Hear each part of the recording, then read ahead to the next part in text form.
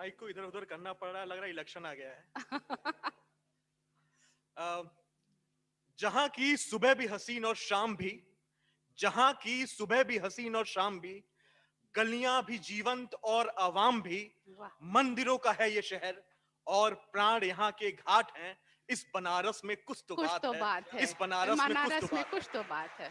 आप सबको मैं सादर प्रणाम करता हूं और अध्यक्ष जी से अनुमति चाहूंगा कि मैं शुरू करूं अपना। जी जी। देखिए, कविता क्या होती है, आप लोग जानते होंगे। लोग कहते हैं कि विलियम्स वर्ड्सवर्थ ने कहा था, poetry is nothing but emotions recollected in tranquillity. Yes. अगर मैं अपने शब्दों में कहूं तो मैं क्या कह सकता हूं, कविता होती क्या है। तो भावों ने झकझोरा, भावों ने झकझोरा, जो मन से निकले उद्गार, वो मेरी कविता है। वाह। कान्हा के अक्खड़पन से लबरेज, जो उनके हैं गीता सार, वो मेरी कविता है।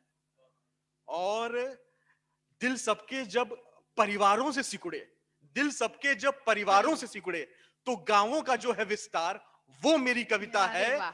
और दिल टूट जाता है नफरत की राजनीति को देख, तो दिल ठोक के कहता हूं ये यूपी और ये बिहार मेरी कविता है। और नाती पोतों को बड़ा करके जो खुद कहलाती, वो बनी गंवार, मेरी कविता है। और T20 में बेसब्र कर रखा है सभी को, तो टेस्ट क्रिकेट का 5वें दिन का इंतजार, वो मेरी कविता है। और काशी का बेटा हूं और काशी परिभाषित करता है हमारी एकता को।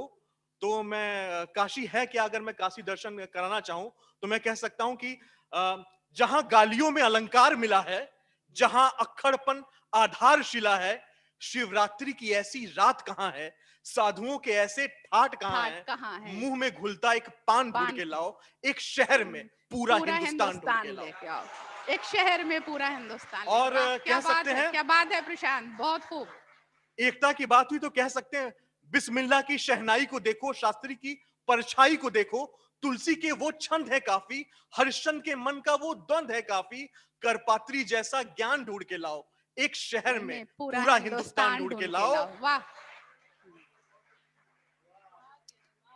जहां घराने विद्वान लंपट और छात्र मिलेंगे, जहां रामलीला के जीवंत पात्र मिलेंगे, जहां चाय पीकर हम तर जाते हैं, जहां भांग फांक कर हम घर जाते हैं, वो रिक्शे वालों की वैसी एक शान ढूंढ के लाओ, एक शहर में पूरा पूरा हिंदुस्तान ढूंढ के हिंदुस्तान लाओ। ढूंढ के लाओ। और वाह। देखिए, बहुत दिग्गज शायर और कवि बैठे हैं, मैं बहुत भारी कविताएं नहीं कहना चाहता और नहीं अपना मैं अपने प्रोफेशन को बताना चाहूंगा। आज मैं आया हूं तब से देख रहा हूं, बहुत से लोग व्हाट्सएप में ही मशगूल हैं और उनके पास व्हाट्सएप में मैसेज आए वो निकल लिए। तो बहुत जल्दी निकल लिए, ऐसे लोग जल्दी निकल भी जाते हैं। तो एक कविता है मेरी कि व्हाट्सएप पे ही है। व्हाट्सएप के दौर से हम लोग ऊब चुके हैं और बहुत ही हल्की, बहुत ही निकृष्ट कविता है, पहले से मैं बता रहा हूं, तो उसके लिए तैयार रहिएगा। परशुराम को भी कि सुनना है। वो गुड मॉर्निंग गुड नाइट के मैसेज, वो गुड मॉर्निंग गुड नाइट के मैसेज, वो जीजा साला वो भौजाई के मैसेज, वो पांचमू वाला रेगिस्तान में सांप मिला है, वो 90 साल के ताऊ को खोया बाप मिला है, वो हीरोइन को शाइन भाग गई थी, वो पाक की नीयत नहीं सही थी, वो नीम संग तुलसी से कोरोना हारेगा, इस बार अमेरिका चीन में घुसकर मारेगा, इन बेहुदा खबरों का कैसे निवारण होगा, भैया इस स्थिति विशुद्ध का ये व्हाट्सएप ही कारण होगा। बिल्कुल। क्या बात है। सवेरे मोबाइल खोलिए तो लगता है हम तीर्थ स्थल पे आगे, इतना ज्ञान बरसता है। वो शुगर घटाने के नायाब तरीके, वो पत्नी को मनाना हम कैसे सीखे, वो पृथ्वी पर उल्का पिंड टकराने वाला है, वो परवेज मुशर्रफ ओसामा का साला है, वो प्राइमरी और एसएससी भर्ती वाला जीके, वो दक्षिण दिशा की ओर देख न छीके, वो रामदेव बाबा बस फल खाकर जीते हैं, वो भैया खड़े हो पानी नहीं पीते हैं। और वो केजरीवाल और मोदी जी में कौन ज्यादा बढ़िया है, वो कैंसर का इलाज भैया खड़ा धनिया है, इन बेहुदा खबरों का कैसे निवारण होगा, स्थिति विशुद्ध का भैया व्हाट्सएप ही कारण होगा। और हम अगर उम्मीद करते हैं, अगर मान लीजिए ये त्रेता युग में होता, द्वापर में होता, मान लेते द्वापर में होता तो क्या होता, द्वापर में होता तो महाभारत इसी के कारण होता, शिशुपाल और शकुनी का ये सजीव उदाहरण होता, पितामह का स्टेटस हमेशा सिंगल होता। पितामह का स्टेटस हमेशा सिंगल होता, मोबाइल छीना जाता, न कि अज्ञातवास के लिए कोई जंगल होता। वो कान्हा 24 घंटे ऑनलाइन रहते, वो भैया 16,000 ग्रुप में ज्वाइन रहते। और खबरें कैसी फैलती कि कान्हा की डीपी अर्जुन संग दिखी है, वो धृतराष्ट्र ने दुर्योधन के लिए नई विल लिखी है, वो दुशासन का चरित्र थोड़ा गंदा है, वो द्रोण के लिए शस्त्र ज्ञान एक धंधा है, और कर्ण अछूत है भाई, कर्ण अछूत है भैया, आईफोन नहीं यूज किया है।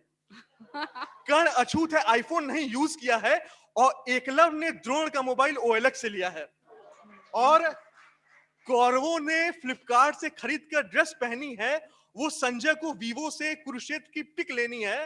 भैया उस युग में भी व्हाट्सएप का असर असाधारण होता, और महाभारत का भी भैया यही कारण होता।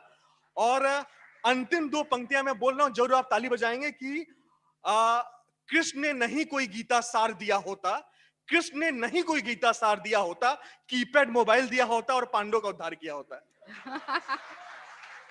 मैं बहुत समय नहीं देना चाहूंगा। मेरी बड़ी बहन, उन्होंने एक छोटी सी कविता के लिए कहा था, मैं पढ़ के मैं बैठ जाता हूं, अपनी जगह लेता हूं कि कांपते होठों को देख, कांपते होठों को देख।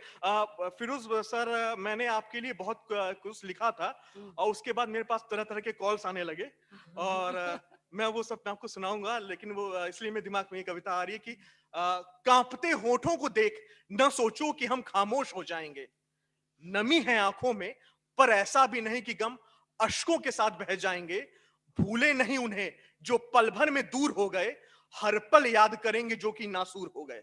वाह, क्या चंद धमाकों से फर्क किसे पड़ता है, जिंदगी को आगे बढ़ना है, ऐसा 1000 बार कह चुके, इस बार किया है दृढ़ निश्चय कि लड़ना है।